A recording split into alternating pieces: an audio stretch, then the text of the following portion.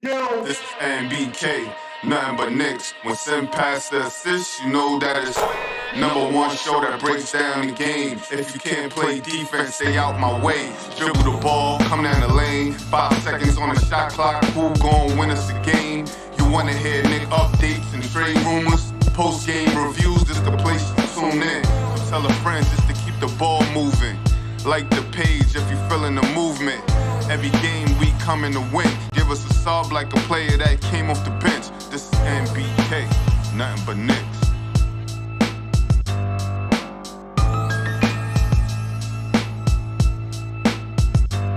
Knicks family, what is popping with you? It's your boy, and I'm here with my man Tony Crow.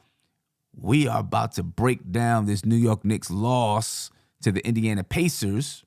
Second time they played them in a couple of nights. And ladies and gentlemen, the Indiana Pacers, they were on their get-backs tonight.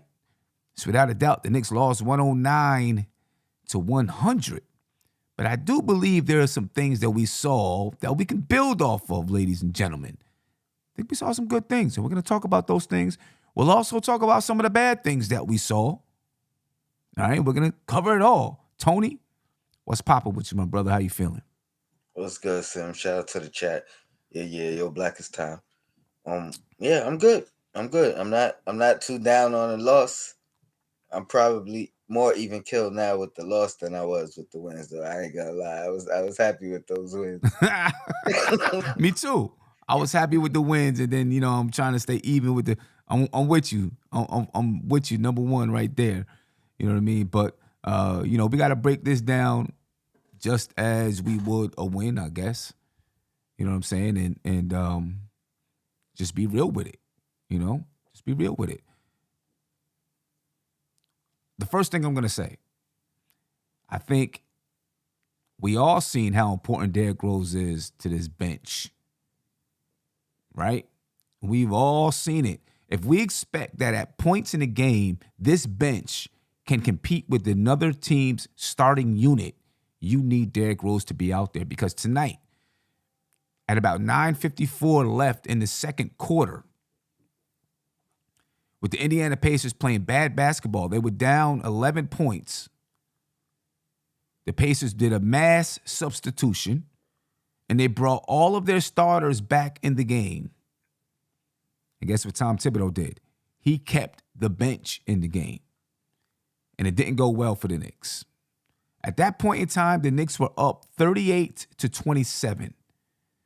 By the time Tom Thibodeau substituted, the score was 38-34, I believe it was. And then Tom said, okay, that's enough. I'm going to put the starters back in the game.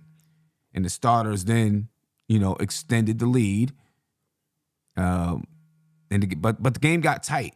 But it showed that if the Knicks are going to, if that second unit is going to compete with other team starters, Derrick Rose has got to be out there on the floor. Can you talk to me just about that stretch a little bit, Tony? And we'll go on from there and talk about some other things. I mean, yeah, I think the starters played well. For the most part, all game, I'll say the starters played well. That second quarter in particular, I mean, yeah, I think Thibodeau. I'll talk about the game as a whole. I think Thibodeau really gave these guys a look. I think specifically he was looking to see who can I trust, moving forward. I don't know if they're gonna all get that same opportunity next game, but I think tonight he was looking at everybody that he wasn't sure of more than the guys that he's sure of, Right? And trying to figure things out. And there was some good things and bad things.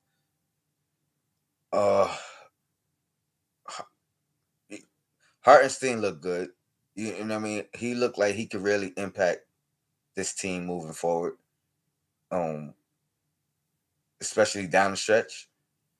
Before the very end of the game, like he stabilized us. I think he had 4 assists consecutively, leading to us, staying in the game at that point. Right. That Yeah. He did. You know what I'm saying? He helped to stabilize the team, and in that fourth quarter, basically, right? I mean, Hartenstein tonight, 7 points, 10 rebounds, 5 assists. But I think we learned a lot about the second unit and their ability. Because Tom Thibodeau said, if you remember, he said some of these guys, you know, you can argue are starters, right? You know, he said that maybe a week or so ago in an interview. Well, they got a chance to play against another team's starters, and for 2 minutes, they didn't look good. yeah, They didn't look good. They got outscored. They got out defended. They got out hustled. You know what I yeah, mean? everything. Yeah, Yeah, out everything. And, and even though, it was just a short time and maybe it's just this game, right? Maybe it's just this game, but it was just a short time. They got beat. They needed Derrick Rose out there talking about the second unit. You know what I mean? And, when people argue about this guy should be starting and that guy should be starting, this right here is a microcosm of if this second unit were to play against starters for an entire game. It's a microcosm. You know what I mean? yeah. Uh, so, I think it's just a message to let the second unit be the second unit right now. Let them grow and learn and develop. And when they get their chance to be starters, hopefully they produce. You know what I mean? But we got to let them grow, learn, and develop because they struggled tonight. And then, of course, they got a chance to close the game out against the Pacers' second unit, and they weren't able to close out the game. Although they did have a lead in that fourth quarter, they were not able to close out the basketball game. And, And they also, played well in stretches. say that Like again? they played well in stretches, Right? even in the midst of that. You know what I mean? You could pick out things that you saw that could be effective or could have been effective. You know what I mean? You could pick out the good and the bad, especially that fourth quarter. I mean, I'll let you run the show, but when we get to the fourth quarter, like that's the main thing I'm really trying to Yeah. concentrate on. We can go ahead and, talk about it. Down the stretch of the fourth quarter, though, I felt like they didn't know where to go or who to go to. Who Oh was going yeah, to take the lack shots? leadership. You know what I'm saying? Yeah, no leadership on the floor. Who was going to take the shots? Who was generating what? And then some of the shots were not really that great, down the stretch of that fourth quarter because you got guys out there who are not used to being out there in that type of situation. Plus, you got guys who are unproven to the coach as well as to the team. Although I like what Tom Thibodeau did in trying to figure out who can do what coming down the stretch. You don't got Randle, you don't got Brunson, you don't got RJ. Who can do what? Maybe they'll get another chance to do that against the Washington Wizards as well. You know what I mean? Because this is the time. This is the time for them to learn. And the time for the coach to learn as well, Yeah. Yeah, I was on with Eru at halftime, and the first thing I said was, "This tells us how much we need Derrick Rose to kind of direct that second unit." And then the second thing I said to him is, you know, all this time I've been kind of pitting Grimes and Cam, saying it's between Grime and Cam, as far as who's going to be more valuable to the team. But tonight showed me Grimes might be safe, and it might really be between Quickley and Cam, because those two guys are the guys that are more of the Swiss Army knives, in the sense that they can do more, or you expect them to do more. They're better with the ball in their hands, and that's when they're most effective. Grimes can fit in seamlessly pretty much anywhere, any role, whether it's starting, whether it's on the bench, because his two strengths will keep him on the floor regardless. And that's shooting and that's defense, or defense and then shooting, whichever way you want to rate him. You're not really expecting him to do the other things with the ball. Mm-hmm. And to me, honestly, I mean, they both didn't look good tonight as far as Quickley and Cam. Quickley probably has more of a leeway and more of a head start. That's for sure. But I think that's what Tibbs was looking at tonight. I think he was looking at, how can I use Hartenstein? What's the difference between what I get between Quickley and Grimes? Or excuse me, Quickley and Cam. What can do as far as solidifying a role at that point guard spot? Because he got his opportunities tonight as well. We didn't see any of the other guys. We didn't see Hunt. We didn't see you know what I mean, all the other guys that are I think definitely out of the question of even being considered situational. We didn't see none of them. So I think he was really trying to figure out whose roles are solidified. Yeah. See, me, I feel like Quickley's role is solidified. You know what I mean? And, it's basically going to be him and Derrick Rose out there on the floor. And I think even with Derrick Rose on the floor tonight, you see a different second unit, in my opinion, if Derrick Rose was out there. But we'll see. I'm pretty sure there's a lot of training camp battles going on internally, and we really don't know who it is. Let me get to this phone call here, and then I want to look at some of the numbers behind the game and break down some of the scoring outputs, statistics, and all that good stuff. Caller, you live. Tell me your name and where you're from, please. Sam, what's going on? It's Spree. Spree, what's popping with you, brother? How you feeling? Well, we fixed Julius Randle, but now I gotta fix IQ. For tonight. For tonight. Well, yeah, I just go on the game we watch, but yeah, we fixed Julius Randle tonight. That's how I like him to play. Don't fight pressure with pressure, just play within the flow, and I thought he was great. Just things were easy for him, spot up shots. 3 for 6 from 3, I'm fine with that. Sign me up for that. 5 assists, sign me up for that. 8 rebounds, sign me up for that. So Julius is fine. IQ now, let's fix him. Here's my thing with IQ, and this pains me because I'm a Baltimore guy, and I like IQ. It's one game. However, this is what my problem is with IQ. Number one, Sim, he pounds the ball way too much.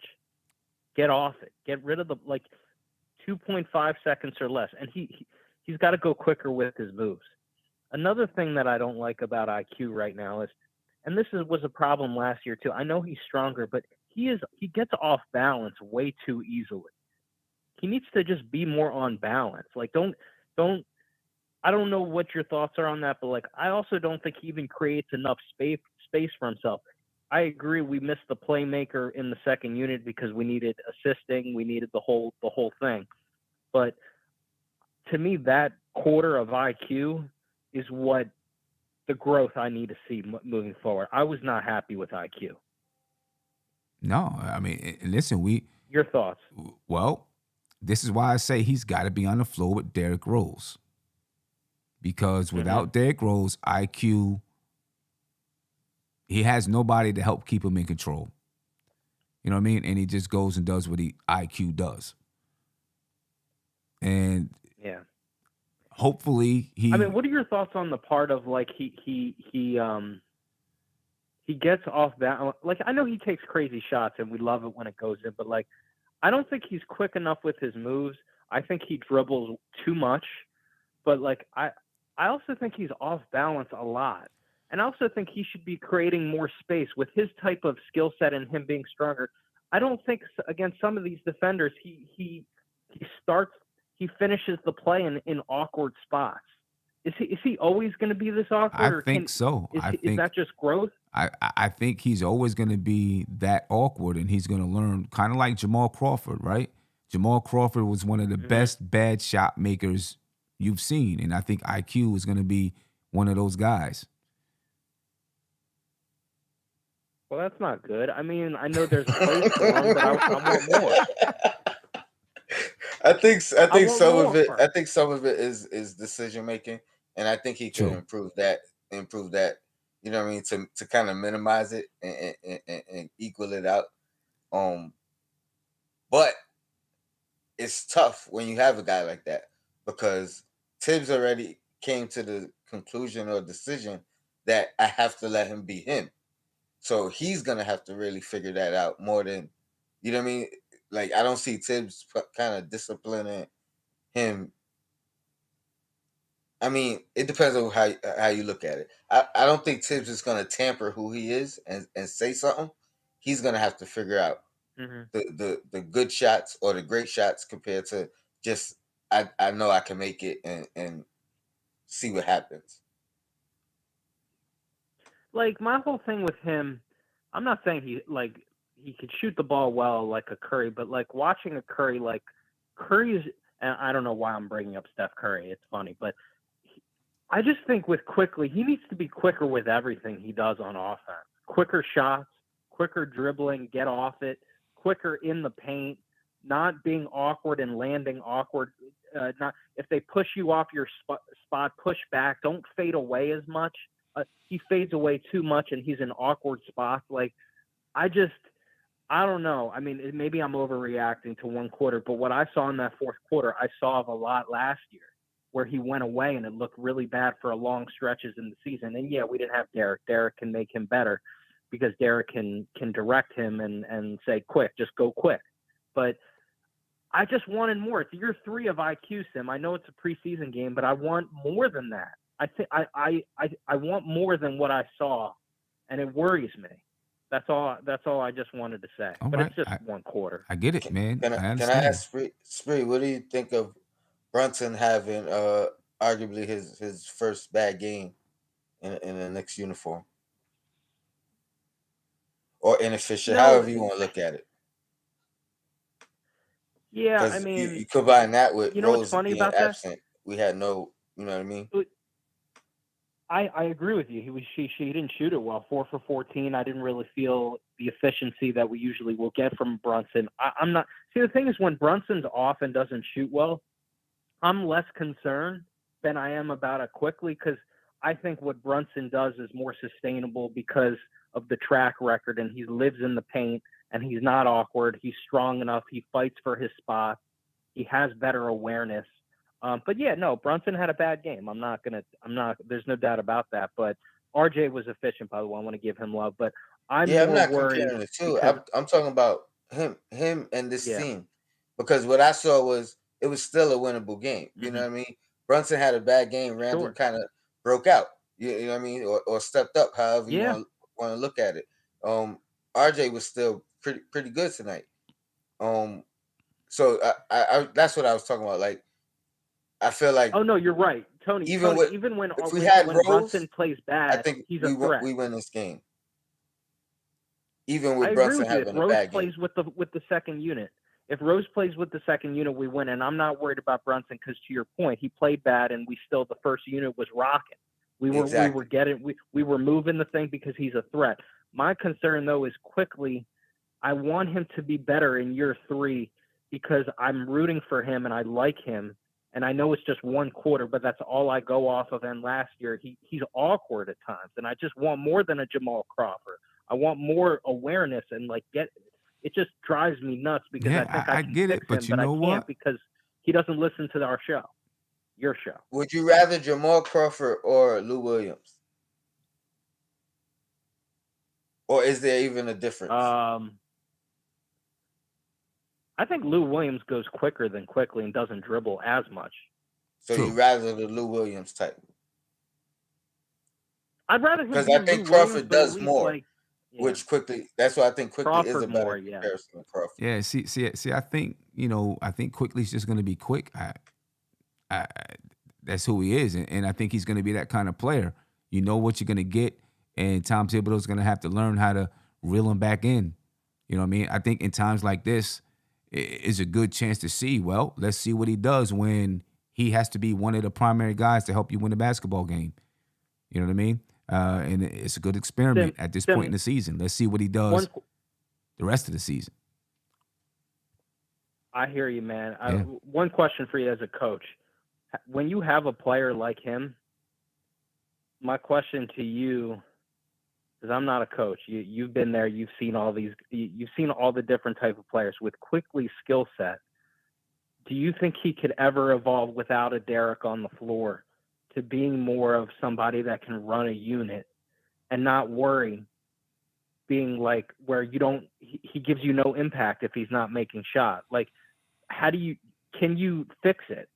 Is my question, or is this what it's always going to be? I think it's going to, this is just my opinion, but I think with Quickley, that's going to come when he's 30, 31. That's where I think it comes with Quickley, in my opinion. Yeah, when his body slows down, his mind is going to slow down a little bit too, and he's going to see the game differently, and I think he's going to play differently. But that's when I think it comes. Yeah. So I think with the mentorship, he could get it earlier. I don't know. He could get it earlier. I appreciate you, Spree. He got the good mentors. All right, thanks. You know what I mean? And Brunson and Rose. Thank you. Yeah, appreciate it, Spree. All right. Yeah, ladies and gentlemen, I know some people don't want to hear it, but that's when I think Emmanuel Quickley will become that guy that you want to see. But, hey, at 31, 32 years old, he's still playing good basketball. He's got to grow through whatever his growth, developmental arc is going to be, he's got to go through it. I think that's going to be his developmental arc. You don't think the good vets could bring it out early? Early? I don't think so. I don't think it's going to sink in. You might see parts of it here and there, but I don't think it's going to sink in where he plays that complete type of game till he's a little bit older. Because it's not like that with everybody. You know what I mean? Like, no. I think Brunson's beyond his age as far as that aspect. But I think Brunson has always played the way that he plays. You know what I'm saying? I think he's always played this way. It's just now he can do it at a higher level. And I think Quickley's always played the way that he plays. You know what I'm saying? I just don't think that he's going to become that type of guy until later on in his career. You know. Anyway, let me get to some of these numbers, ladies and gentlemen, and we'll talk some more. We'll break down some more of these players here. The Knicks were led in scoring by R.J. Barrett. 21 points for R.J., 4 rebounds, and 3 assists. Played 26 minutes and 31 seconds tonight. Then Julius Randle played 25 minutes and 25 seconds. I seen Greg in the chat at halftime before he even seen the entirety of the game, already complaining that Obi Toppin didn't play enough minutes. Instead of letting the game play out, Greg. I seen it.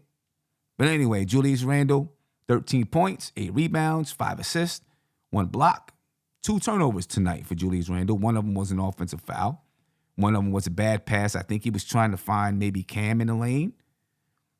And it was a bad pass. Next in line, Jalen Brunson. He had 11 points, 8 rebounds, and 3 assists. The worst shooting night as a New York Knick for Jalen Brunson. 4 for 14 from the field, 28.6% from the field. And he shot 33% from the three-point line. He had 8 rebounds. He had 3 assists. Shot 50% from the free throw line as well. But where I am encouraged is that although Jalen Brunson wasn't playing or shooting well, the Knicks' first unit was still able to play well. And that is what's important to me. Because there are going to be nights, and plenty of nights, that Jalen Brunson is not on his game. And then how does that unit perform and who steps up? Tonight it was Julius Randle and R.J. Barrett who stepped in and played. You know, R.J. Barrett right now, I believe, is leading the team in scoring, if I'm not mistaken. And them 8 rebounds was big. 8 rebounds were big. Mitchell Robinson also had 8 rebounds. He had 8 points, 4 blocks for Mitchell Robinson. 6 offensive rebounds, 2 defensive rebounds, and guess what? 2 for 2 from the free throw line. 2 for 2 from the free throw line for Mitch, ladies and gentlemen. I will take that all night long. Emmanuel Quickley, we just had a nice conversation about Emmanuel Quickley. 12 points, 3 assists, 1 rebound, 1 steal. He was 22% from the field, ladies and gentlemen, and 28.6% from the three-point line. Not a good shooting game at all for Emmanuel Quickley. Struggled all night long. Cam Reddish got to play closing minutes. He had 10 points, 3 rebounds for Cam Reddish, 1 assist, 1 steal, 1 block. He was 3 for 10 from the field and 1 for 6 from the three-point line. He did go 75% from the free throw line. It was a tough night for the bench, though, ladies and gentlemen. A tough night for the bench altogether. Let's take a look at some of the game stats. Talk about that a little bit. Break that down some. You know, again, the New York Knicks lost. If you're just joining us, you see it on the screen, 109-100 to the Indiana Pacers. But, of course, down the stretch of the game, ladies and gentlemen, you got to see some of the second unit really step in and play. So that was, kind of fun to see. 59 rebounds for the New York Knicks, 58 for the Indiana Pacers. The Knicks still had 24 assists. They didn't shoot the ball well, but they had 24 assists on the night, 26 assists for the Pacers. The Knicks right now are averaging somewhere around 25 assists per game. 5 steals for the Knicks, 8 for the Pacers. 6 blocks for the Knicks, 6 for the Pacers. The Knicks had 15 turnovers tonight, the highest turnover output of the preseason for the Knicks. 17 for the Pacers. I think the Pacers came into the game averaging 18. The Knicks were not able to capitalize on those turnovers as they were the previous game. The Knicks shot 37% from the field. The Pacers, 47.7% from the field.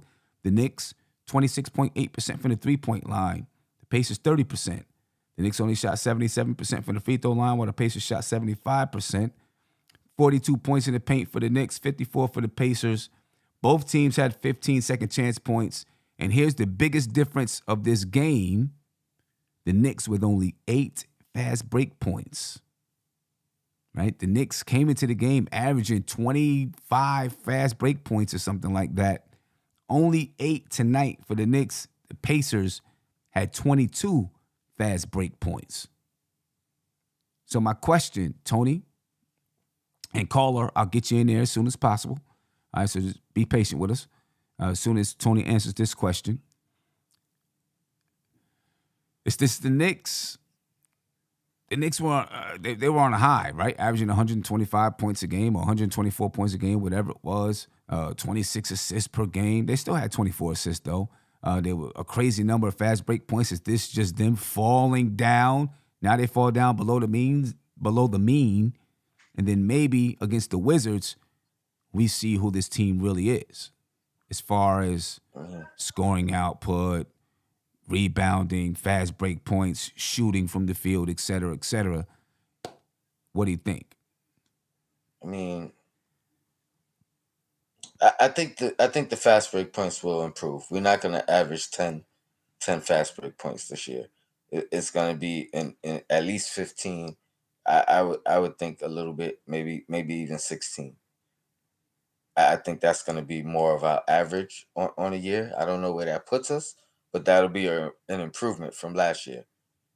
Definitely. I think, I hate to harp on it, but with Rose out, a guy that consciously looks for Obi Toppin, and then in turn stabilizes Quickley, who I think also looks for Obi Toppin when Rose is on the floor, as opposed to when Rose isn't, where he kind of has to, maybe feels like he has to do more offensively himself as opposed to team-wise.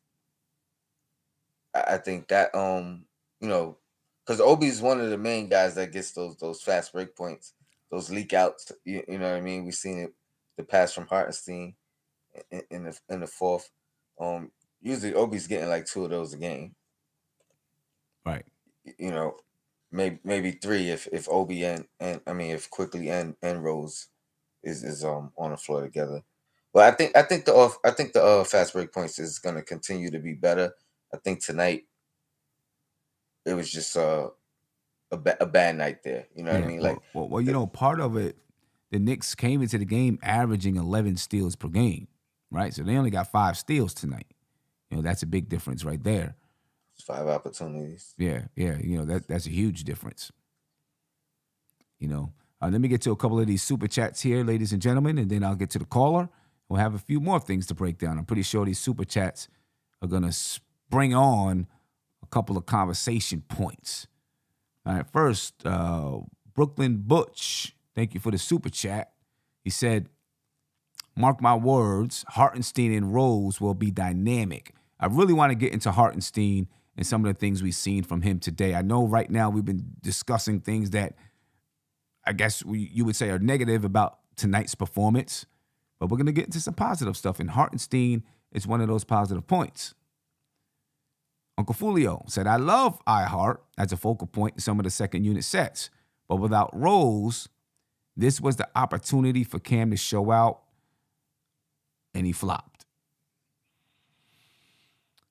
He had a tough game up until the fourth quarter. I'll say that. I think he turned it on in the fourth quarter. There was a point in the fourth quarter where I think he just kind of got upset and decided to take it upon himself, and he did some work when he did do that. Uncle Fulio again said, can we depend on Rose consistently to even help the second unit? Health is a major question for me, meaning for him, right? Meaning, a major question concerning Derrick Rose. I don't think he was out tonight due to any kind of health reasons. I believe it was just rest. All right, just to rest him. Hopefully, we can depend on Derrick Rose this year. If not, when we talk about IQ, then you got to figure out how you deal with IQ and his shot selection and so on and so forth. You know what I'm saying? So let me get to this caller. And then when we come back, I want to talk about Isaiah Hartenstein and some of the things we've seen from him in the second unit. Caller, you're live. Tell me your name and where you're from, please. Hey, what's up, guys? Can you hear me? Yes, sir. All right. Yeah, this is 1804 in Texas. I'm from New York, man, but I'll say 1804 from Texas. Okay. So yeah, man. All right, look, I got a couple things. One, I don't know why the chat is really going in on IQ. IQ didn't play great, but he wasn't the problem. He, late in the game, the Knicks lost this game because we missed some open shots. Indiana made their shots, and that's the game. The second unit really didn't have any go-to person, and this is where I'd like to see Obi step up. If this dude is supposed to take over for Randle, everyone's Randle to go. I would hope to see Obi step up, demand the ball, put this guy in a position where he can score, because right now, he can get hot in fast breaks, dunking the ball, or if he's hitting shots behind the three. But then other than that, he's pretty much, I don't want to say useless, but he's not effective, and he's just standing at the corner three. So I was hoping he would have got a little bit more involved. And Cam didn't play all that well today. Up until the fourth quarter, he was okay, I'm going to try and score. But the Knicks were in this game. There was 3 minutes left in the fourth quarter, and they could have won this game if they just hit 2 or 3 more shots. I saw in iHeart, iHeart is good, but I see this guy compared to taller bigs. I don't know the stats, but I wouldn't be too surprised if the Knicks got out rebounded big time. And that's the one thing I'm going to say with iHeart. I like his ability to move the ball and everything like that, but he's a smaller big, and I just saw him getting out rebounded, and he can facilitate the ball. But again, we missed key shots at the end, so I'm not too sure why the chat is going in on IQ. Again, he didn't play all that great, but he still did okay. And towards the end of the game, the dude hit a 3-point shot in the corner that I believe cut it to, a handful of points. So I think the Knicks could have won this game if they hit key shots, even though they weren't even playing all that well. Starters included, Brunson didn't play all that good today, but still, Brunson is a huge pickup. But they could have easily won this game, and ton of players didn't play all that well. Yeah, I think the reason why people are talking about IQ is not because he didn't shoot well. It's more about the shot selection and the decision-making out there on the floor. I don't think it's just, he didn't make shots. It's how he gets his shots, where he's getting his shots from. You know what I mean? The over-dribbling at times. I think that's the frustration with IQ right now, especially when you're at this point in the game, in the fourth quarter, or even in the third quarter. He was the guy in that second unit. You've got to be the one who's making the good decisions out there. right? Because you're the leader. He's the leader of that second unit without Derrick Rose being there. At least that's the way that I see it, and I think a lot of fans see it. He's the guy, so we're relying on him to make good decisions. And I think that's where the, fans are like, we need more from IQ. We need better. Yeah, no, I get that. I mean, I'm still not totally sold on IQ being, again, like strictly a point guard. I think he's okay picking up for Rose if Rose isn't there. I would have liked to see Rose today instead of IQ at the point. But again, I still think we need a go-to scorer for the second unit. And I would expect that to be a combo of, either Rose, IQ, or again, Obi should be the go-to scorer for the second unit. Like, I don't want to see Obi just disappear to the background. And it's like, but see, that's where 5 seconds left on the shot clock. And it's like, all right, someone needs to. And there was more of a conscious effort to on Obi tonight. Yeah, and see, personally, I just don't think Obi has that skill set to be your go-to scorer in that second unit. I don't think he's that player. Obi is a slasher. He's a fast break guy. He's, going to run the rim on alley-oops. He's going to catch and shoot the three. I don't see Obi catching the ball, boom, and then just boom, boom, boom, breaking his man down. When you see Obi do those things, it's very, very quick and fast moves to the basket. And sometimes when you get in those fourth quarter situations, it's hard to get those type of moves to the basket. I don't think Obi's ready for that responsibility yet. I don't know. I think he has the ability to put it on the floor because I've seen it a few times. And I don't know if it's a comfortability thing where maybe he gets a few shots under his belt and then he can put it on the floor and take it to the rim. Like, I'm not trying to say he needs to be a back to the rim person, being a Olajuwon or something like that. But he has the ability to put it on the floor and score in the mid range. He does. And again, it's going to get better with time. But I've seen him do it plenty of times. Yeah, but I think those moves, when he does score off the dribble, it really comes off a fast strike to the basket. They pass him the ball, boom, he sees it, bam, and he's gone. The problem is, I think when the game gets tight, it becomes tougher to get those fast strikes to the basket. You know what I mean? Yeah. But this was a good experience. He did kind of get, I don't know if you want to call it iced out, but he faded away in that fourth quarter. You didn't even know he was there, right? The ball was in the hands of Quickley or Cam or Hartenstein, and Obi just was really kind of non-existent at that point. And that's where, though, you need a guy, and that's where it falls on Quickley again. And maybe you can even say Miles McBride as well, because he was subbing in for Derrick Rose. You need a guy to say, how can we get Obi involved? You know what I'm saying? And that's where the complaints are coming in about Quickley, because you need a guy that's going to run it out there, especially in a situation like they were in playing in the fourth quarter. You need a guy that can make those decisions. But my man, I appreciate your call, man. Yeah, man. Good talking to you guys. Thank you for your time. Appreciate it. Have a good one. Yeah, that's what it is. And you seen, for a stretch during the fourth quarter, the Knicks were going through Isaiah Hartenstein, right? They were going through iHeart, and they were getting the job done. Backdoor cuts to the basket. Now, what iHeart has to do is shoot sometimes, because there came a point in that fourth quarter when he had the ball in the mid-post, and they were cutting off those cutting lanes. They were jamming up the cutting lanes. He couldn't find anybody cutting backdoor. And even his defender was laying off of him a little bit, and he didn't look towards the basket. He doesn't have to take it to the basket. Just pull up the little mid-range jump shot. Instead, he was looking to hand the ball off or looking for a cutter or for something else. And there were several times when he was wide open from that mid-range spot, and he needed to pull it from the corner. He needed to pull it. But he didn't. Instead, he was looking for the pass. And if that's going to work in tight situations, he's got to pull that mid-range jump shot just every once in a while. But Tony, how did you feel about what we saw from Hartenstein? 5 assists. I don't know if all of them were in the fourth quarter, but 5 assists from Isaiah Hartenstein tonight. A lot of backdoor cuts, backdoor lobs to Obi. It I looked know good. at least 4 of them was consecutive in the fourth quarter.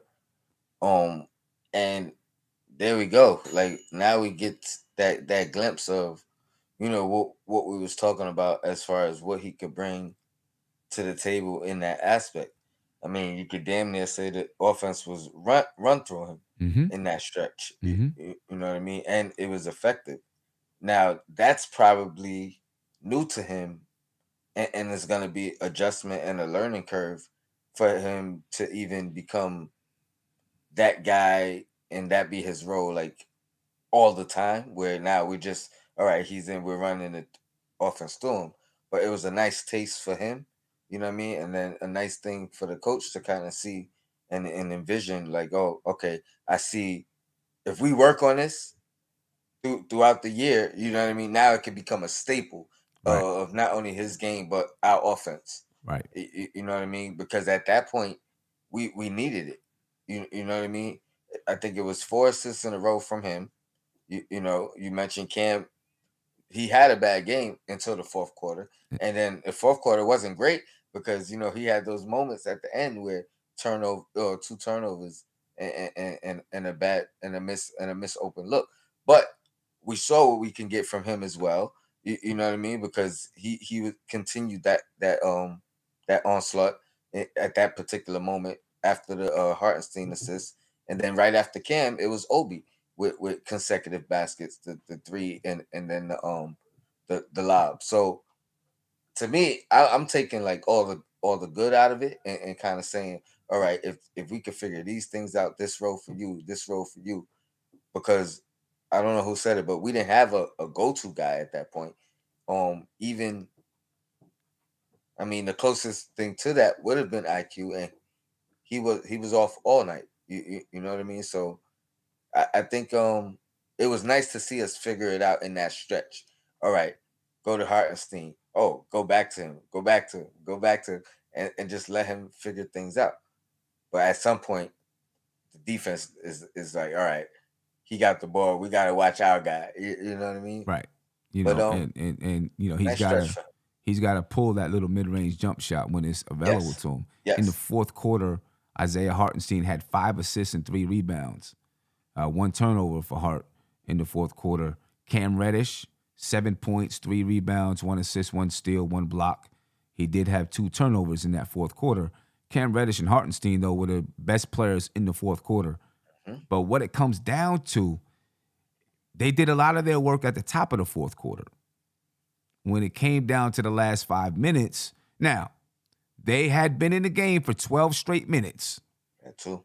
So let's That too. look at that. They, maybe tired, got a little bit tired. The Pacers had, the Knicks had 5 players play in the fourth quarter.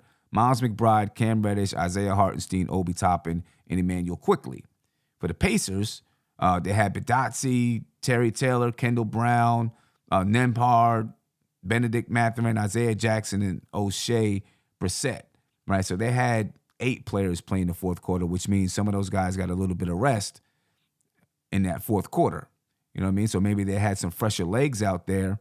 But when it came down to the last 5 minutes, the Knicks couldn't find a good shot. They maybe 1 or 2 good shots, but they couldn't find a good shot in that last 5 minutes.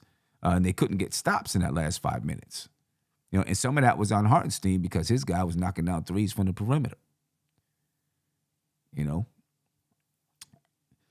So, but I agree. You know what I mean? It's a preseason game, so you got to look at what the Knicks did well, take note of what they didn't do well, and talk about ways to improve that, but then look at what they did do well and find out how they build off of that. And I think the whole thing with Isaiah Hartenstein is something that they did very well tonight, and they can definitely build off of it. Figure out good times to use it. Figure out what you do when they jam it up.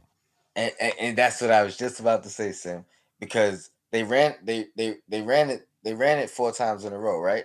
And it was effective. Now you got to adjust because they all right, fool me once, fool me twice, fool me 4 times. You know what I mean? Like, you're not gonna fool me 5 times. Now they adjusted. Now you got to figure out how you play off of this. You know what I mean? How you play off of the adjustments. Like you said, pulling that mid range, which he had opportunity to do, right? Because they're looking at you as a passer at this particular moment. You just got 4 assists in a row. You know what I mean? So or whatever, anything you could play off of that. So I mean, the coach obviously has to implement it, and then it has to be put into play on the court. But I think it's a good sign of what's to come and where we could grow from that, utilizing him. Yeah. Nikki B from Harlem, and he's about to stir some things up. He said, I thought Obi was our best player, according to the Obi Hive. He said, why didn't he take the game over tonight? The Pacers stink. What happened? He's framing that question to the Obi Hive, ladies and gentlemen. But I could tell you, Nikki B, what happened. Obi's not the Knicks' best player. That's what happened. And that's okay. There's nothing wrong with Obi not being the best player on the Knicks. It's okay. It's okay for Obi to only have 8 points. It's okay for Obi to only have 4 points every once in a while. Obviously, we want him to average 12 to 15 points a game, 7 rebounds or something like that. But even if he does, there's going to be nights that he doesn't have that scoring or rebounding output. I think the bigger question for me is, how do you make sure that Obi Toppin doesn't fade away in those moments? How many times will he play in those moments during the regular season? Probably not many, unless he's having a really, really, really good game. You know? But how many times does he fade away? Is he going to fade away? Is he going to be present? How about that? Instead of saying fade away, is he going to be present? Because I felt like during the stretch of that game, the last 5 minutes, he wasn't really present. Although the ball was being handled by Quickley and Cam. So they had to make the decision to find him and get him the ball because Obi's not a point forward. So you got to get him the ball. And neither one of those guys were ready to make that decision. Cam was looking to prove that he belongs out there on the floor, and IQ was just IQ. You know what I mean? It's got to be a team effort. It's got to be a team effort too. So I'm not mad at Obi.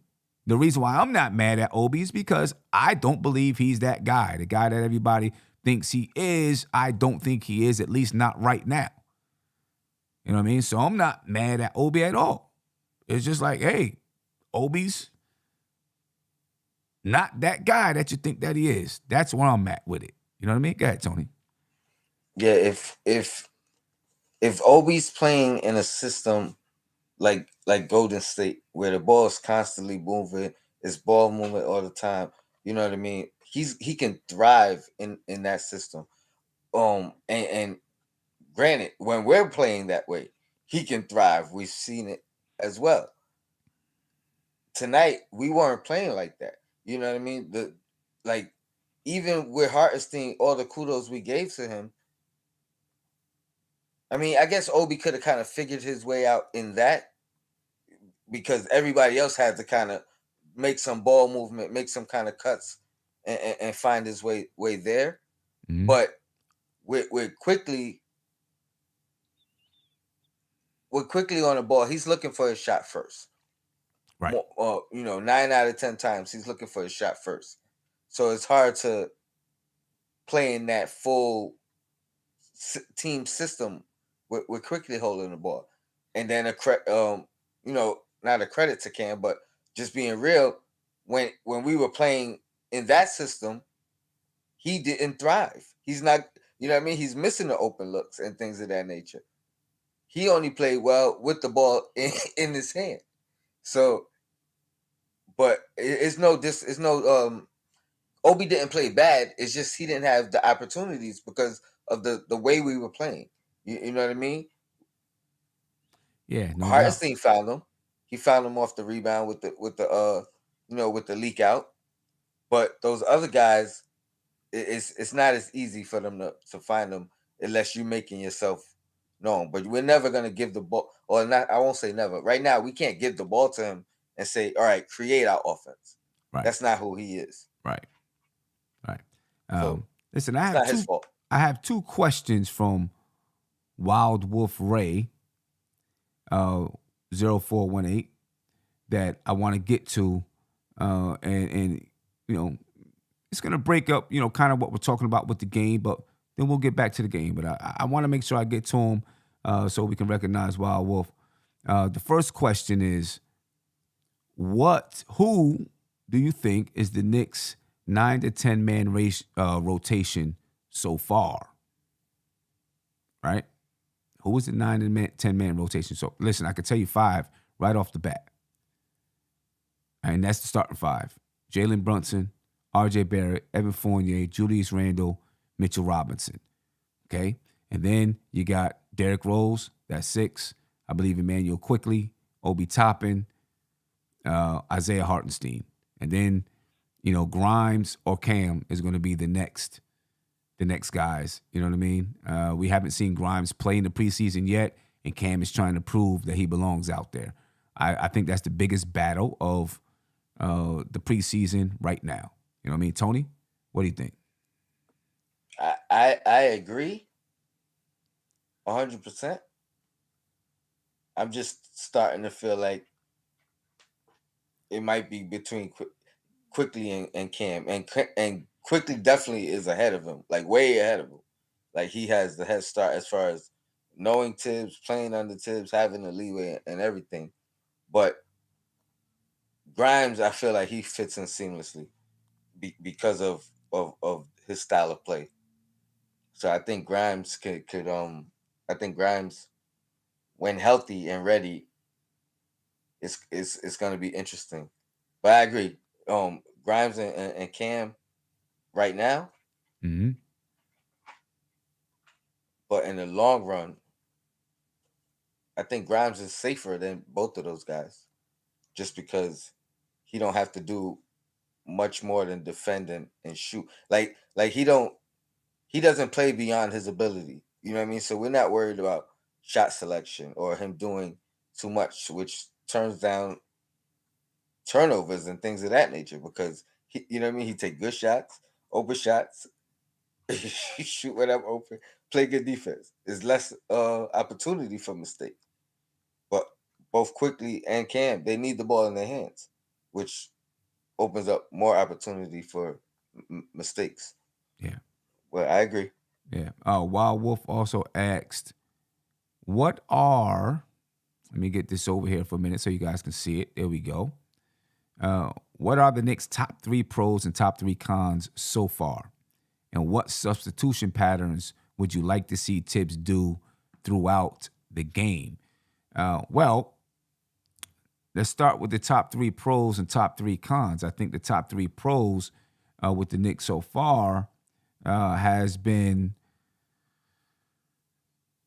playing with pace. I think it kind of fluctuated tonight. You know what I mean? Sometimes they played a little bit slower if guys got into, trying to pound the basketball or trying to create a shot. But I think so far throughout the preseason, they've shown that they can play with pace. We'll see if it's done consistently. I believe depth is one of their pros. Even on a night tonight when you had some guys who weren't playing well, the Knicks had enough to actually win this basketball game. If the starters finish the game, the Knicks win, in my opinion, right? So depth is one of their pros. And I think actually shooting, 3-point shooting is going to be a pro for this team.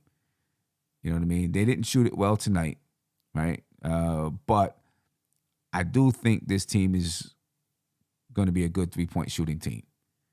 Those are some pros. And I can name a couple of things. Chemistry, I think the fact that the Knicks have some stability from the player standpoint, guys who've been here for a little while, I believe that that's going to help this team play better. So I do think that's one of the pros of this team.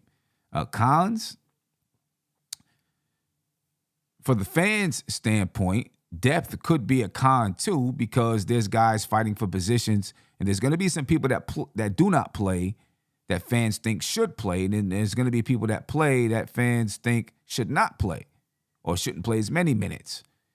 For the team, I don't think that's going to be a con, right? I think they know who they're going to play. They have an idea about it, and once Tom Thibodeau makes a decision about his 9 to 10-man rotation, he's not going to feel bad that somebody else isn't playing. He's just going to play the guys that he decides to play, right? As far as another con to this team, I think perimeter defense. I'm getting a little bit nervous about the perimeter defense. All right, we've seen it again tonight, and maybe it's just something with this team, but I'm a little concerned about it. You know, early in the game, it felt like the Pacers were getting to the basket. You know what I mean? And I was getting a little bit frustrated, like, come on, man. You know, you're letting guys cut back door. You're letting guys set screens and slice to the basket. I'm a little concerned about the perimeter defense. We'll see how and if we can shore it up. All right, obviously, Quentin Grimes will help in that category. You know, and then I'm concerned about the consistency of the team overall. I feel like there's still a team that's learning each other. You know what I mean? So I'm afraid it's going to be up and down, up and down, up and down throughout the season. You know what I mean? Some nights they're playing, their offense is clicking like crazy, and then some nights you can't throw a rock in the ocean. You know what I mean? So, you know, those are some cons and concerns that I have about this basketball team. And as far as the substitution patterns, I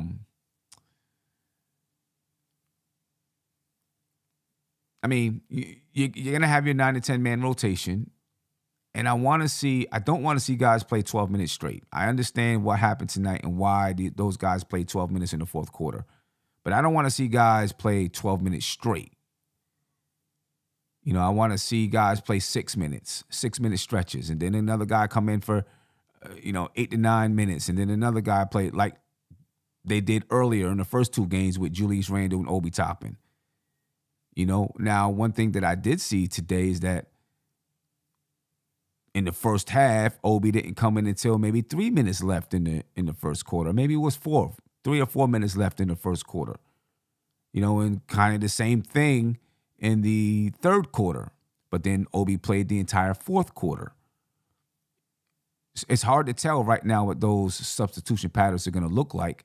I do believe Randall's probably going to play up until 3 to 4 minutes. I feel like that's what it's going to be. And then Obi will come in for 7 to 8 minutes, and then Randall come back in the game. We'll see what happens in the second half, though, of the game. And when the games start to get tight. All right. But, so I think that's the biggest rotation issue the Knicks have. I also want to see Tom Thibodeau, if a guy starts getting too crazy, like Quickley, snatch him out, sit him down, let him get his head together, then get him back out there or something like that. Now, it's kind of not that easy with Tom Thibodeau, though. Tom Thibodeau's not the kind of coach that's throwing players in and out, in and out, in and out, in and out, because that feels hectic to him as far as I'm concerned. I think that feels crazy to him.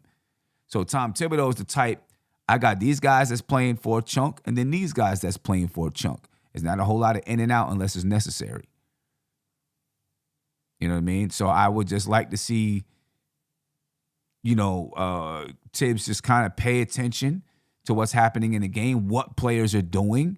And if a guy is getting a little bit crazy, Emmanuel Quickley is basically the only guy that gets a little bit crazy as far as shot selection and those things like that. But if he is, pull him out. But if a guy's not doing what you need him to do, get him out and find someone else that's going to do his job. And I'm not talking about that player's job, but do his job, that person.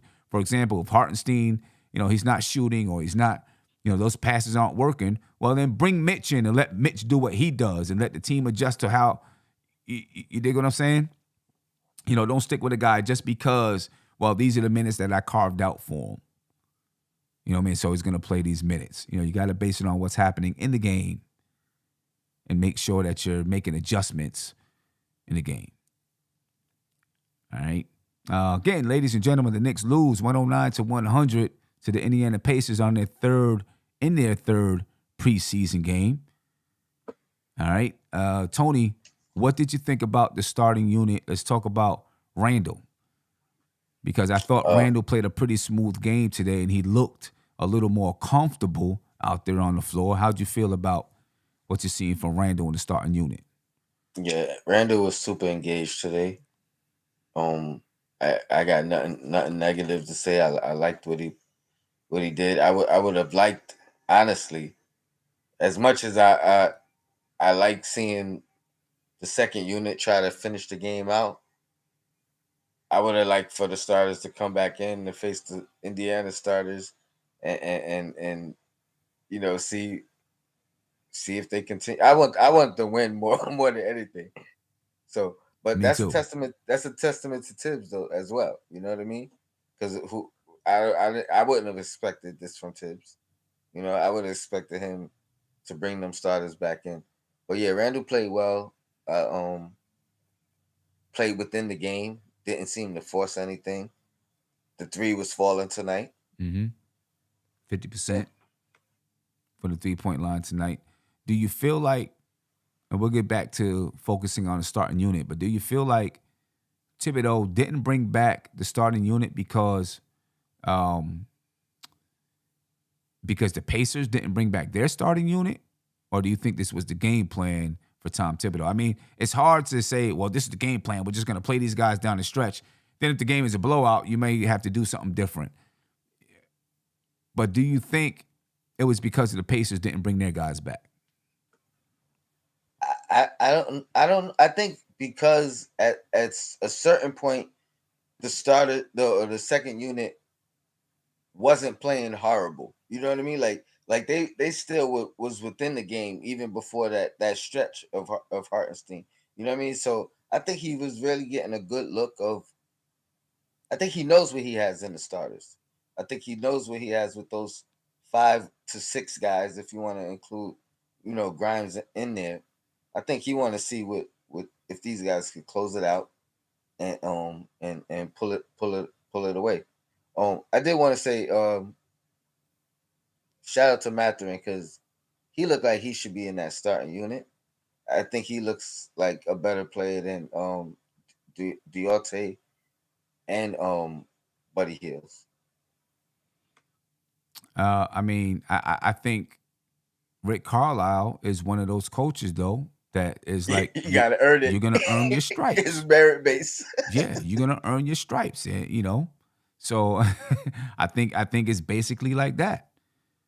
You know what I mean? And I'm not, I'm a person that's in agreement with it. You know what I mean? I'm in agreement with it. Let the guys earn their stripes. Why rush it? You know what I mean? You know what? It's funny because I'm in agreement too, but me speaking from the outside, you know what I mean? The outside looking in, that's their team. That's how some of the Knicks fans feel about our young guys. You know what I mean? No doubt. Listen to Tom Thibodeau, ladies and gentlemen. This is Tom Thibodeau on tonight's game. Something. So obviously, we didn't do what we needed to do at the end. You've talked about how the center of Isaiah gives you a different center position. You had 5 assists tonight. Do you like how he initiated the offense? For parts of the game, we got to make quick decisions. So I didn't like the way we played offensively in the second half, but when we did what we were supposed to do, good things will happen, and we have to do it together. Here's the problem. Well, there wasn't any defense being played, so that was a big problem. If we're taking the ball out of the net, we can't get the ball up, quickly. Guys are beating us with the same move. That should never happen, so, we got to straighten that out. So far, just in terms of distributing the ball, kind of his adjustment to control them. Yeah, no, the starters got us off to a good start. I thought to start the third, they were very good as well. And there was a sequence where, he got the ball up the floor very quickly, created movement, respaced the floor, and got us, some really good offense. So, but we got to do it with both groups. We can't have lulls. We can't have, the starters played fairly well. Follow up, 13 assists, 1 turnover. Just be more patient, follow the offense. Yeah, just make the right reads. The game tells you what to do. So, they have good shot blocking. If they collapse, your eyes have to go to the perimeter. You have to make the right read. So, and when we did that, I thought we got really good shots. And when we didn't, they weren't as good as we needed them to be. And oftentimes, you're trying to take a tough shot over a 7-footer, and even if it doesn't get blocked, it's going to lead to a leak out, and you're going to have poor floor balance. And when that happens, now you're giving them easy buckets. You were saying before you kept getting beaten by the same move. What move are you talking about? No, like a pro can beat you on a move, but once he gets you once, like if your concentration is there, it doesn't happen again. So it wasn't any one particular one. It was, if they beat you on a drive away, an inside out crossover, whatever it might be, right? You should be sitting on that move, and you should know, like when you get ready to play, you got to analyze, okay, what's this guy like to do? And you got to know that inside and out. And whatever his strength is, you got to take that away.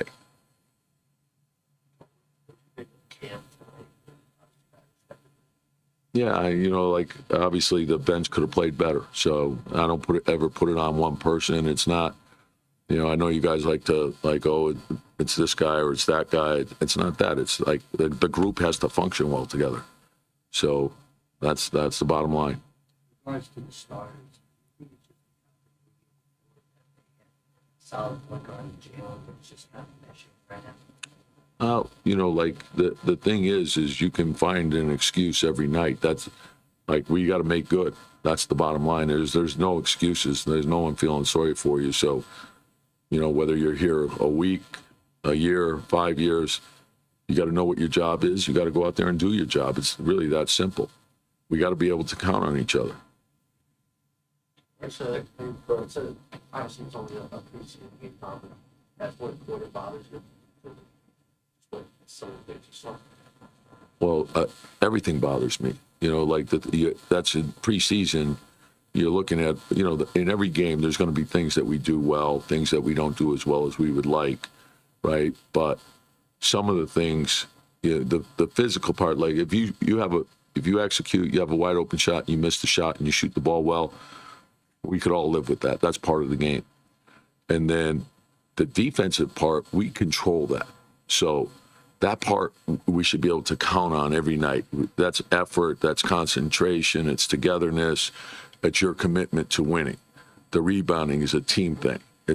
So we didn't rebound the ball well in the fourth quarter, or as well as we could have, right? We didn't get stops, and that's what bothers me. It's those are, and some of them are mental mistakes that shouldn't happen, right? And they're effort things, and those things you can control.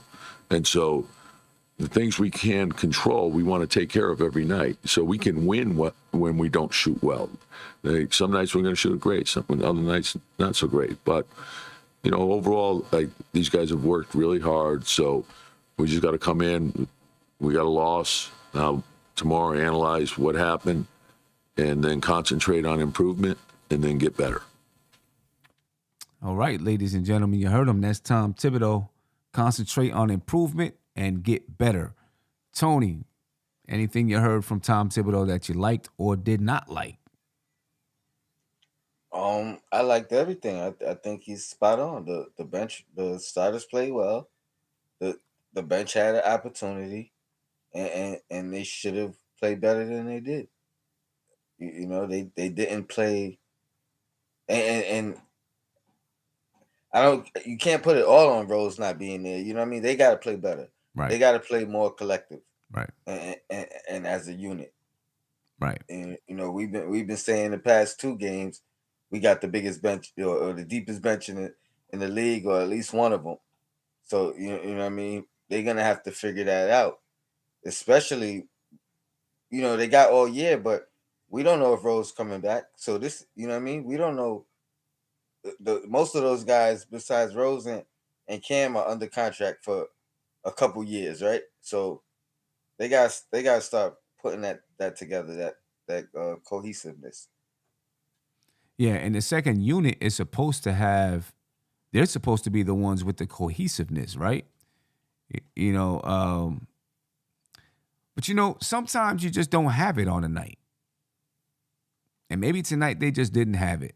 Maybe the Indiana Pacers took this game a little bit more seriously than the Knicks took this basketball game. And they were out to prove, like, hey, this, you're not doing this to us again. You know what I mean? If anything, we're going to win, but you're not going to blow us out, and you're not going to score 131 points. You know what I'm saying? So my thing is this. Let's see how they rebound. All right, let's see how they respond, see how they rebound to the loss, if you want to have it, Back to the starting lineup, because obviously there were questions about the starting group. There were questions about the bench. Now, getting back to the starting lineup, I like the way that Randle played tonight. I thought that he was, he looked comfortable and is getting more comfortable in the way that he plays off the ball. And understanding, how to get a shot off, when to get a shot off. He's not forcing it, right? It doesn't look like he's feeling like, hey, I got to get my shot off because I haven't gotten a shot. He's just playing the game and letting the game evolve.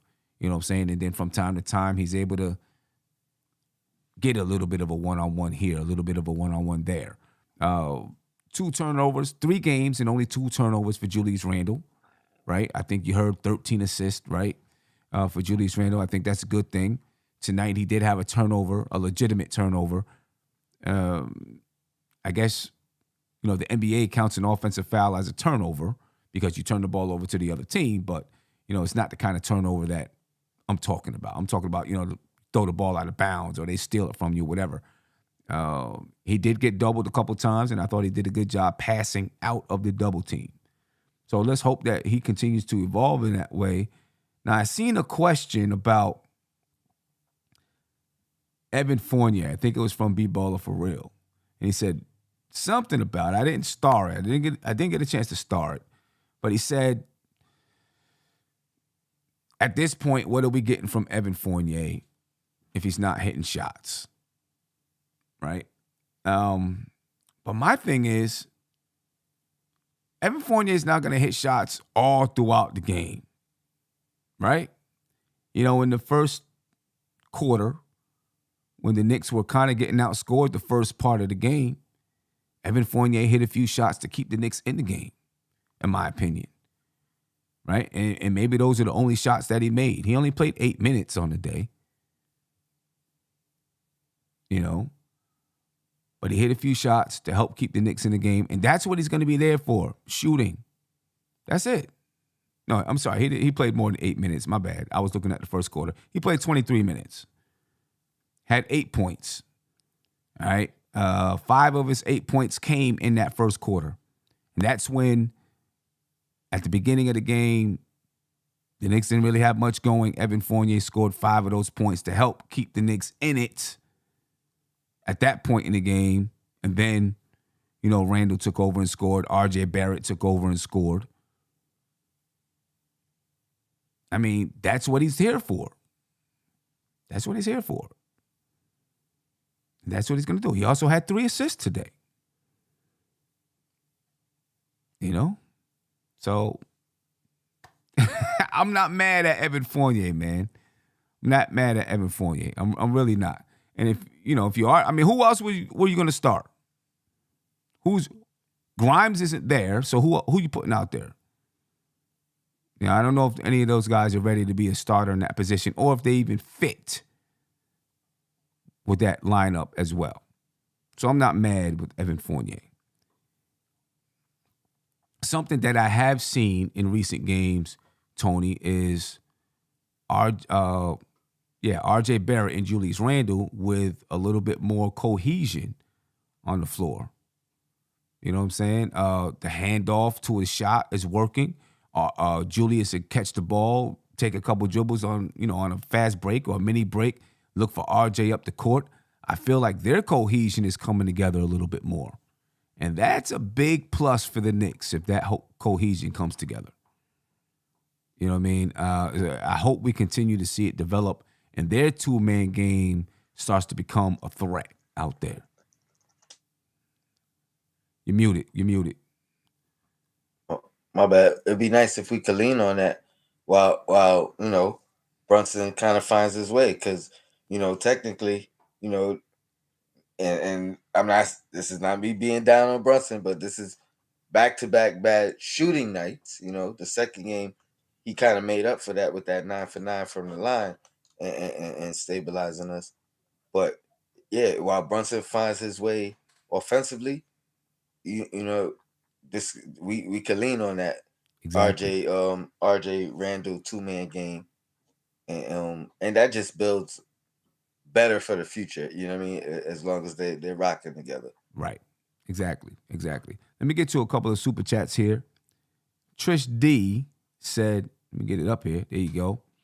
Said, Tony, the group wasn't functioning well together tonight. I think he's talking about the bench. Why does he refuse to pull guys out of the game?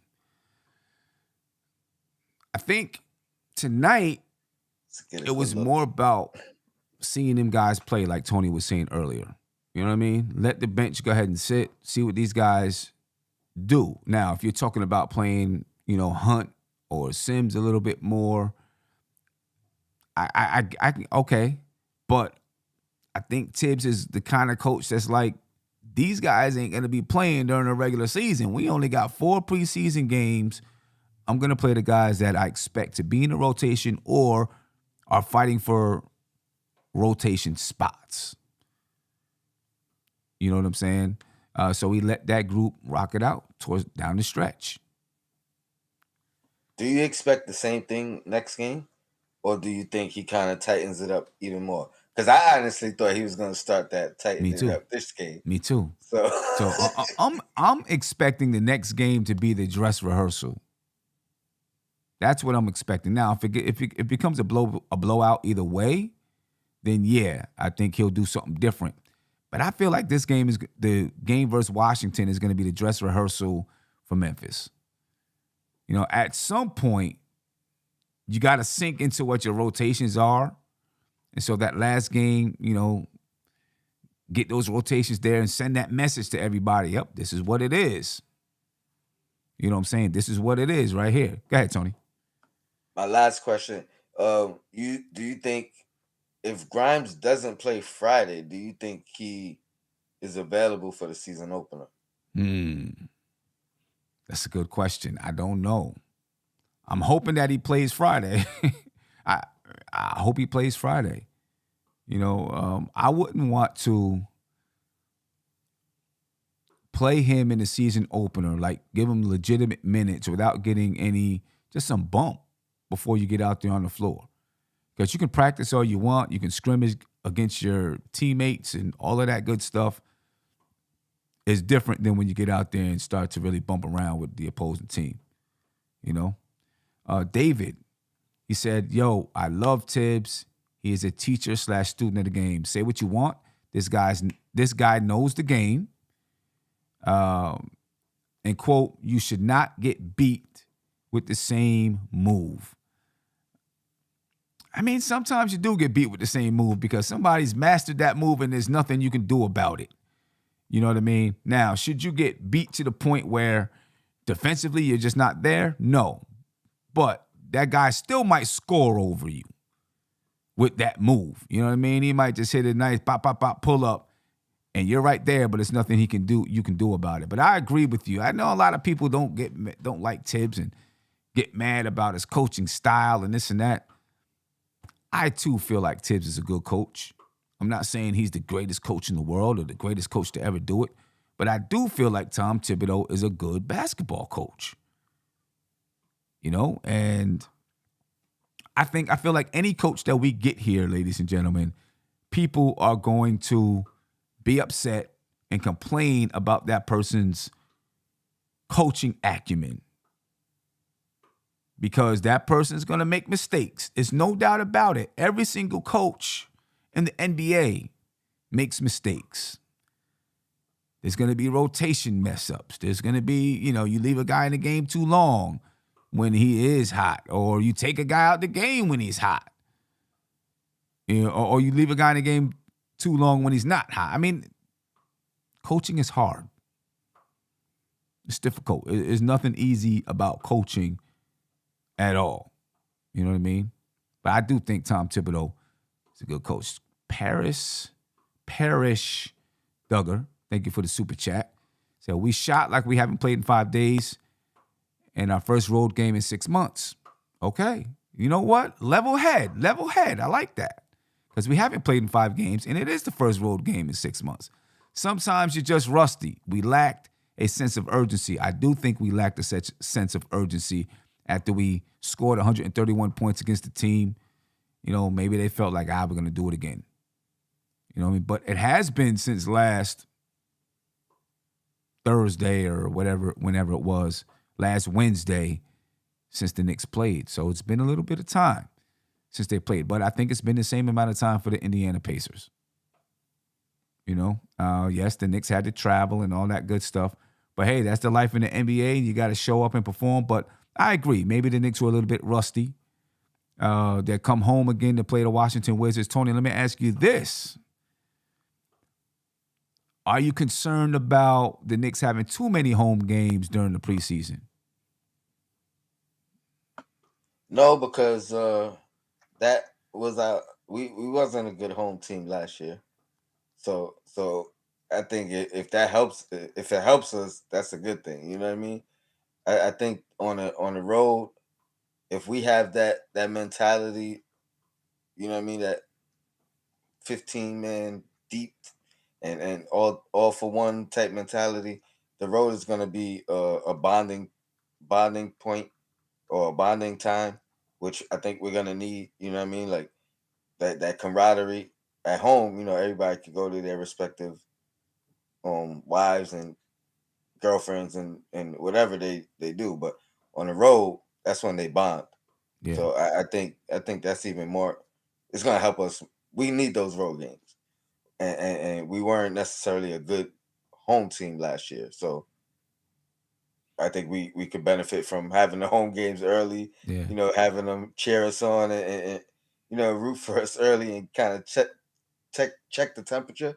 Mm-hmm. And then, what I mean, go into that home opener. Okay. See, I would have liked to have had it split. We play a home game, play an away game, play a home game, play an away game.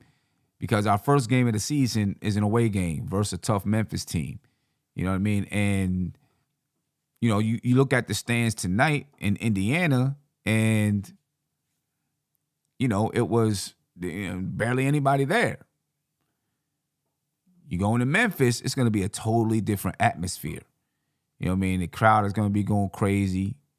It's going to be a packed house, when.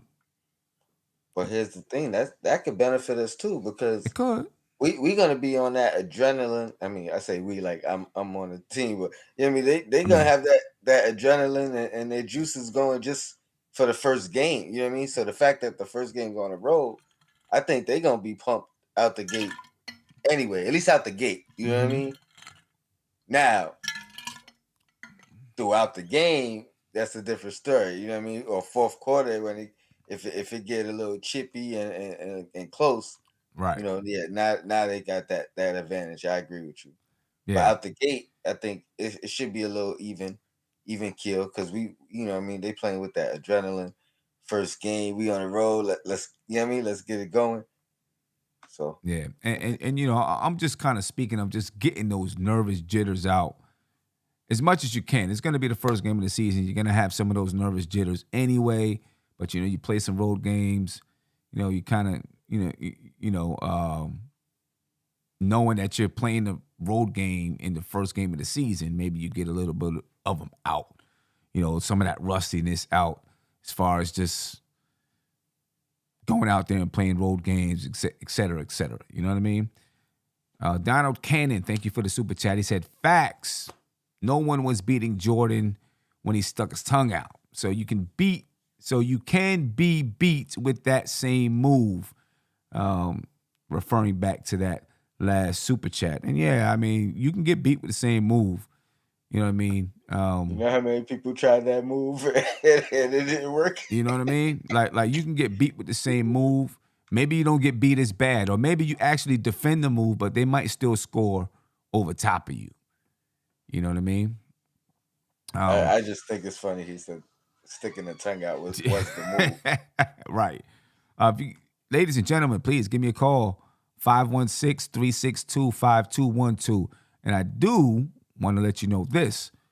You can call during off hours and leave a message, and I'll get your message, ask a question, and if your question is relevant at the time, I'll bring it up on the show. We can listen to it, and we'll discuss whatever you asked. So, feel free to leave messages, ladies and gentlemen. Have a little mailbag going on where we can just jump on and answer some of those questions. 516-362-5212. Tony, the Knicks play the Washington Wizards on Friday. Okay. And David said, let's not compare Indiana squad to Jordan. I get it. The Knicks play the Wizards, though. What do you want to see in this Wizards game from the Knicks?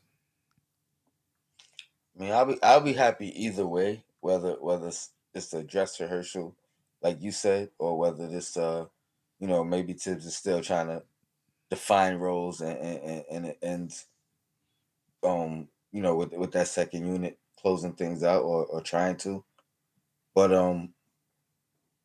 I mean, I want to see if Brunson can bounce back, number one, coming off 2 bad shooting nights. So I want to see if he could turn that around.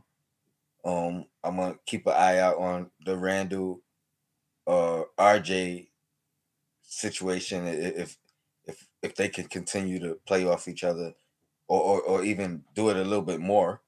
I mean, we talked about the pick and roll. I think that's another one that may be a viable option. RJ Randle pick and roll. So and really just getting a win. Hopefully it's everyone's healthy. So I'd like to see Grimes get some playing time where he fits in, what players he fits best with. I'd like to see Rose, play that last game. Kind of get an idea. I hope it is a dress rehearsal, like you said. So now we could get an idea of, what this rotation is really going to look like moving forward. And we could all kind of speculate off of that rather than just because if it's like this game, next game, we're gonna be all over the place as far as trying to figure out what's the lineup, who's playing, how many, you know what I mean? So hopefully it's a dress rehearsal and we can kind of get a better idea of what the season's gonna look like. Yeah, I definitely want it to be a dress rehearsal so we can get a good idea of what those rotations are going to look like and, guys playing minutes and all that good stuff. Let me get to a phone call here. Caller, you live. Tell me your name and where you're from, please. Gentlemen, this is Wisdom from Los Angeles. Wisdom. Baby. How you doing? What's going on with your Wisdom? How you feeling, man? I'm feeling good. I'm not feeling too bad, but I've been optimistic that Mr. Tibbs going to change his ways. I was too optimistic perhaps because I don't think he holds himself to the same standard that he does the players. His rotations today, especially when the players are off, again makes me question why does he stick with certain people and don't make a move or adjustments. I really worry about his substitution and his timing. I personally saw Brunson was off, shooting wise. I mean, just throwing some mixture that just throws us off. He's not creative enough. He's so fundamental in his rotation and so stubborn in making switches. And basically, was he going for the victory? The post-game sounded like he's going for the victory, and he's holding the players to a high standard. And that is a crazy statement saying, don't get beat more than once. Of course, you overplay a little bit on a guy's strong move, But man, these are NBA pros, man. They've been doing this from some people have been doing moves from when they were 5 years old. Iverson will cross you over every time, even if you try to play for no crossover. He's gonna cross you over. There's some players that gonna have a move that almost can be stopped, and one time you try to play, he goes the other way. Yes, you're prevented from doing it. The next time he comes back to it, your body's just gonna react. So I'm just saying, I worry about Tibbs. I'm not worried about the team. I'm not that worried about everybody's game today. They seem a little sluggish, but Okay. I'm worried about Tibbs' rotation. So you still worried about Tibbs' rotations? I understand it. I get it. I get it. I think we just got to let it. We got to let it play out. Let's see if this last game is more of a dress rehearsal and really pay attention to his rotations then. And then of course we got to get into the games and see how he reacts in tight games and all of those things. You know what I mean? So I'm not worried about it yet. I'm just watching, trying not to worry. Okay. Yeah, Right. you know what I mean? Okay. Yeah. Yeah. I'm not panicked yet. I'm not pushing that panic button. But I see a tendency. His tendencies are still there. Okay. I don't even like the fact that Brunson is 30 minutes and 3/4. That is still a little challenging for me in a preseason game. 30 minutes and 3/4 is very challenging for me. That means had it been a regular season, he may have pushed him, 10 to 12 more minutes, breaking the 40-minute mark. Who played 30 minutes and 3/4? Didn't Brunson play 30? Oh, he did. He played 29 minutes. I didn't even realize that. Yeah. And he didn't play fourth quarter at all. He didn't play in the fourth at all. So he did. Exactly, which means so he was on pace for 40+ minutes. And again, that's the level. I mean, he's a pro. He's conditioned. But I think that's a number that you don't want to get your players doing, especially this early in the season. Yeah. Okay. All right. This early in a preseason game. Yeah. That's why I mean by Tibbs rotation and tendencies. That's what will scare me a little bit. Yeah. No, get him 24, get him 30 in four quarters, but not 30 in the first three. Okay. Well, I think you're looking at Derrick Rose wasn't there. So he was maybe looking at, okay, how would I use the rotation if Derrick Rose is out? Because I think in a regular season, if Derrick Rose is out, you will see Jalen Brunson play more minutes. So I think that was kind of an experiment. Let me see how this looks. Let me see how this feels with Brunson next to Emmanuel Quickley, So I think it was probably something like that. But hey, my man, I appreciate your time. Appreciate your call. All right. Appreciate it. All right, have a good one, bro. Appreciate it. All right, peace. Tony, any concerns about that at all? We're about to get out of here, ladies and gentlemen, but any concerns about that? I probably what specifically? Brunson playing 29 minutes. No. I think we all expect him to play 32, 30, 30-something minutes, at least low 30s for the season, or for the most part. So no concern. I mean, I don't know how much that contributed to, his inefficient game, if you will, but I don't think that. I think he just had a bad game tonight. I don't think it had to do with the minutes. He had a bad shooting night the previous game. He just didn't get to the line tonight, right? Yeah, he didn't really get to the line tonight. He was 2 for 4 from the free throw line tonight. I think I don't think it affected his game. I think he, it's 29 minutes. He's played more than that, obviously.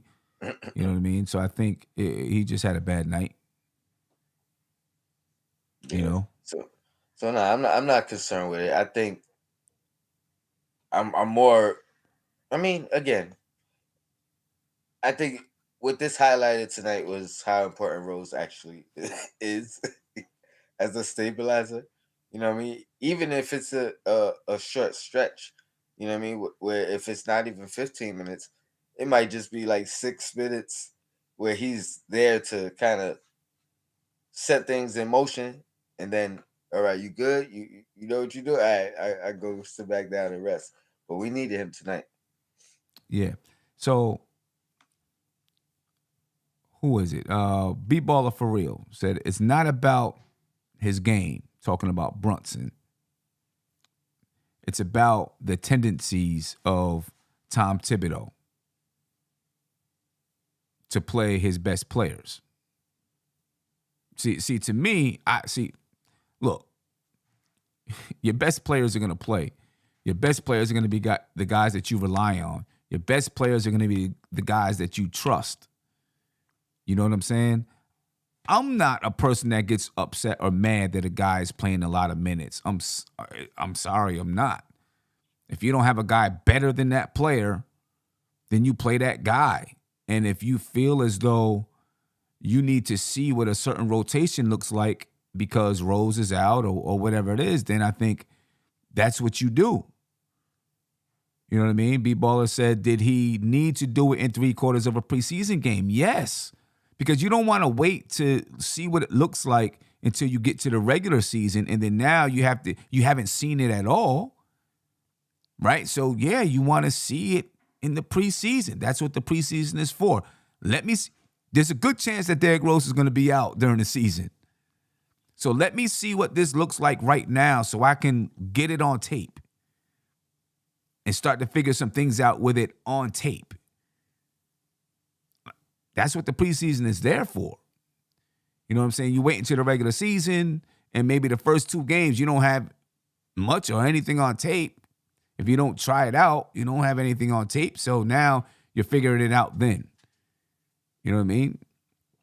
At least now you got something, you got a baseline or something to go off of and how you feel about the rotation, how it might look, et cetera, et cetera. You know what I mean? So I think that's the reason why you do it now.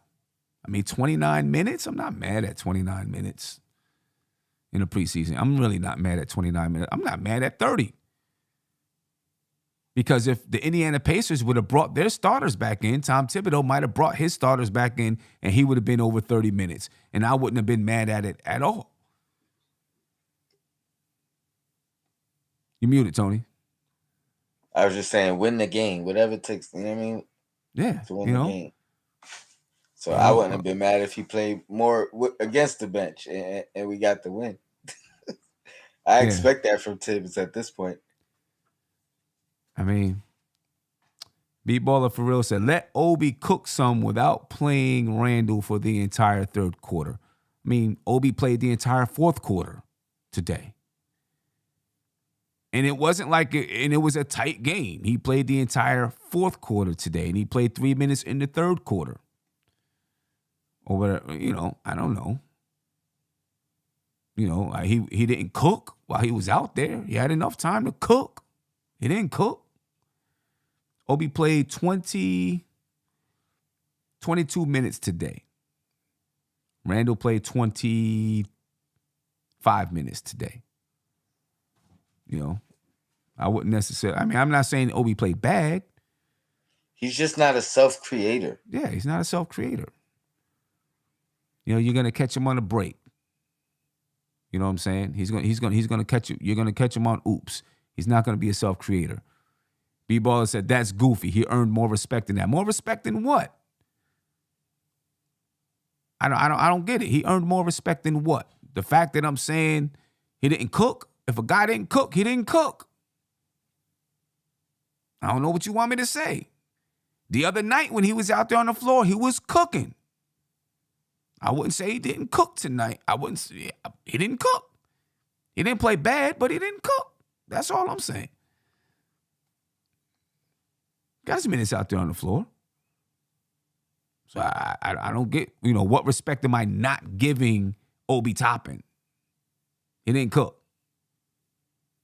Now, some of that's not due to him. Some of that's due to Cam Reddish and Emmanuel Quickley. They had control of the basketball. Isaiah Hartenstein was doing his thing from the elbow. You know what I mean? I don't know. I'm just not mad at the minutes distribution. That's all. I'm not mad at it, and I probably won't be mad at it during the regular season. I may be mad at, how guys are playing the minutes that they're playing. You know what I mean? I don't want to see guys playing 12 minutes straight. You know what I'm saying? So I might get a little frustrated at that if it happens, but I'm not mad at guys playing 30-something minutes. I'm sorry. You put your best players out there to play, try to win the game. That's where I'm at with it. I don't know. I don't know what to tell you. I can see this is going to be something that goes on throughout the season. I know it. And I'm going to battle it tooth and nail. As long as I feel like Tom Thibodeau is doing it right. If I don't feel like he's doing it right, then I can't defend him. But I'm not mad at it. Tony, anything you want to say to that? Nah, I mean, I agree. I think he had a full fourth quarter, and yeah, man, I'm not even discouraged. You know what I mean? Like, I feel like had the second unit been with Rose in it, that would have made IQ's role in that second unit a little different. That would have made everybody's role a little bit different. You know what I mean? Like, I felt like a lot of guys was kind of trying to do too much. And it's understandable. They trying to prove something in that moment, in that opportunity. Yeah. Trey the third said, "Are you saying that Obi raised his bar when it comes to cooking?" Yeah, he did. He raised it. He raised the bar. You know what? 10 points used to be cooking for Obi. Now I think it's more than that. Now Obi got to start, to say he was cooking, he got 18, 19, 20 points. Now he's cooking. It used to be, Obi scored 10 points tonight. He was cooking. I think the bar has been raised for Obi, which is a good thing, right? This is what I say. Obi had a good game, right? The problem wasn't anything of his own doing. You know what I mean? Like, if he got more shots, he probably would have scored more. But they didn't really find him, and he's not the guy that's gonna demand the ball, command the offense. You know what I mean? Run a play through him because we need a bucket. You know what I mean? He's if he could develop into that, great. But that's not what he's shown so far on the squad. He had a good game though. Yeah. Uncle Fulio. Where'd it go? It ran away. There it goes. He said, "It's less about your best players. It's about how they play together. The second unit didn't play well together today at all." He said, like you said, Sim, there's bench players who are better than some starters, but they fit better with the bench. Yeah, I agree. But when it comes down to it, you're still going to put your guys out there. Your best players are going to play the most minutes because your best players normally fit with the group that they play with. You know what I'm saying? Because you got to have a good mix of both. Sometimes you're going to have better players on the bench because it fits with that group. This group fits together. But you might have a group of semi-bums that really fit together well. But they're probably not going to play because they don't have the talent. So you got to have a mixture of both. That's the challenge of coaching, finding the mixture of talent plus chemistry to put it out there on the floor, because you can put all guys with super duper talent together and they may not work well together. So you got to find that mixture of guys that have talent, a lot of talent, guys that are chemistry guys, and find the lineups that work well together. You know what I'm saying? But in the end, you're going to play your guys that produce. You're going to play your lineups that produce. There's going to be certain guys and certain lineups that produce the most. And you might have a guy that you feel fits in that starting unit the best, but when it comes to that fourth quarter and that guy can't create a shot and he gets lost in the sauce somewhere waiting for somebody else to give him the basketball, then you're going to be hurting your basketball team. That's all I'm saying. We don't need guys getting lost in the sauce. We need guys to be out there and be present and make an impact. Caller, you're live. Tell me your name and where you're from, please. Nev from Long Island. What's going on? You said Nev? Yeah. Nev, what's going on with you, man? Yeah. Well, I'm not really hype on preseason. I tend not to put too much emphasis on preseason. I tend to look for patterns. And the one thing that bothers me and that that's Tom Thibodeau's.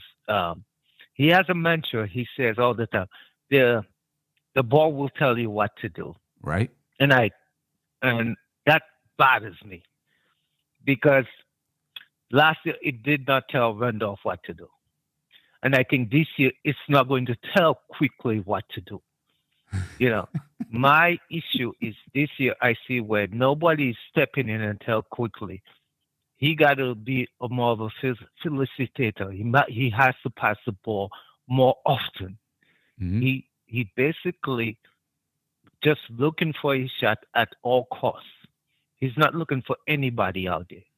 And I don't want to have to go through what we went through with Randolph because the ball is not telling Quickley what to do. Quickley is doing whatever he wants to do. And that's my issue. And I would love for Tom to step in and talk to Quickley. Don't give these players that much leeway because they're not doing the right things. And when you have players, to me, when you have, even it's just like kids, when you have kids that are not doing the right thing, you don't tell them, something else will tell them what to do. It's for him. He's the coach. He needs to step in and hold Quickley accountable. If that's playing him less minutes, or talking to him, and then if that doesn't work, then playing him less minutes. But saying the ball will tell him what to do, that bothers me because it did not work last year. It hasn't worked under Tom Thibodeau. Yeah. So therefore, he needs to use a different approach. And that's all I'm saying. All right. Hold these players accountable. So I agree. Hold your players accountable. And I think what he's saying when he says the ball will tell you what to do is the game will tell you what to do, not the ball. The game will tell you what to do, meaning when you receive that pass or the ball is swung, something opened up somewhere and you got to make the right play. You got to make the right pass. So the game will tell you what to do, but it's up to the players to do it. Right? And if they don't do it, somebody has to hold them accountable. And that's why I agree with you. Somebody's got to hold them accountable. That's the fact. Yeah. Nobody's holding these players accountable. Oh. Quickley cannot keep looking just for his shot at all costs. I am screaming on top of my lungs, pass the ball. I hear you, man. I know. Quick. Yeah, Quickley can be frustrating sometimes, man. I get it. But hey, Nev, I appreciate your call, man. Hopefully you'll be a return caller and we hear from you again. Sure, man. All right. Sure. Appreciate your time. Let me see. Uncle Fulio. Tony, this is the prime example of somebody who waits to respond instead of actually listening. It's preparing their response instead of actually listening and then responding to what you said. He said, this is funny coming from Sim, who tried to argue that Hart was a better fit over Mitch. The audacity. Tony, did I not just say that you got to find a mix of guys that fit and talent? Right? Now, I did say that Hart might be a better fit in that lineup, but I believe Mitch should start because he has the talent and he can impact the game defensively with his rebounding and his blocked shots. Well, offensive rebounding and his blocked shots and the way that he's blocking shots in his preseason. I know that I said that. So see, again, this is someone who's not really listening, just waiting to respond and preparing his response instead of actually listening to the words that I'm saying and trying to comprehend the words that I'm saying. Because I did say that Hart would be a better fit because of his ability to pass and spread the floor. I did. But I also said that Mitch should and will start because of his talent. And there you go. You got to find the mixture between talent and fit. There you go. Thank you very much for proving my point and making it very, very easy for me to explain my point. Uncle Fulio. Anyway, ladies and gentlemen, I am going to head out of here for the night. Been on for about 2 hours, but it's been a good show, fun show. You know what I mean? I appreciate you all. Tony, any last thing that you want to say? Let's get this win to close out the preseason. And, the season is upon us after that. So I'm excited. Let's go, Knicks. Shout out to the chat. Your Black is time. No doubt. Last thing that I'm going to say, Uncle Fulio says, I'm saying you contradicted yourself based on what you said 2 weeks ago. I'm not lying. I said that iHeart was a better fit, but Mitch has a different and better impact in that starting unit because of his talent. That's exactly what I said. You can go check it out. I'm not contradicting myself. I'm saying exactly what I said. And I just said to you a couple of minutes ago, you got to find the mixture between talent and guys that fit. I literally said those words on this very show. Again, a guy that prepares his response without listening to what the person is actually saying. Not good for debating, Uncle Fulio. Anyway, ladies and gentlemen. Good for controversy. Yeah, it's good for controversy. It's good for controversy. Anyway, ladies and gentlemen, we out of here. Appreciate your time. Be easy. Peace. This is NBK, nothing but Knicks. When Sim passed the assist, you know that it's #1 show that breaks down the game. If you can't play defense, stay out my way. Dribble the ball, come down the lane. 5 seconds on the shot clock. Who gon' win us the game? You wanna hear Nick updates and trade rumors? Post-game reviews, this the place to tune in. So tell a friend just to keep the ball moving. Like the page if you feeling the movement. Every game we coming to win. Give us a sub like a player that came off the bench. This is NBK, nothing but Knicks.